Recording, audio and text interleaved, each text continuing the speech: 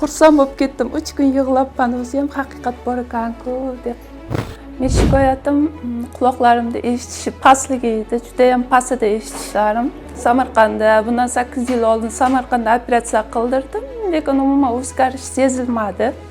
Vaqt o'tsa o'zi yaxshi bo'lib ketadi dedi. Vaqtini ham 8 yil o'tkazib qo'ydim, lekin umuman o'zgarish sezilmadi. Instagramdan izlab men shu Shavkat Rifqatovni topdim, gaplashdim.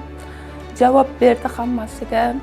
Men bir oydan keyin kelaman deb o'yladim, lekin uni ishlarini ko'rib qizishib ketdim-da, 2 kundan keyin kelib operatsiya qildirib ketdim. Men operatsiyada stolda yotgan holda men o'sha yaxshiligimni sezdim, ochilganini sezdim. Quloqimda juda ham shovqinlar keldi, juda ham bir ovozlar keldi. Shunga xursand bo'lib ketdim. Operatsiya qildirganimga 25 kun bo'ldi hozir. Xohlasa 100% yaxshi zo'r eshityapman, ko'z tegmasin. O'sha o'rtoqlarni tozalab protez qo'yish tavsiya qildik. Ular rozi bo'ldilar. 25 kun bo'ldi. Ochdik.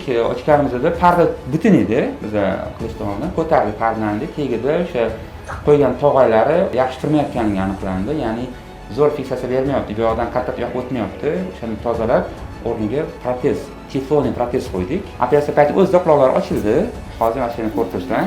Emotsiya qanaqa? Juda ham xursandman.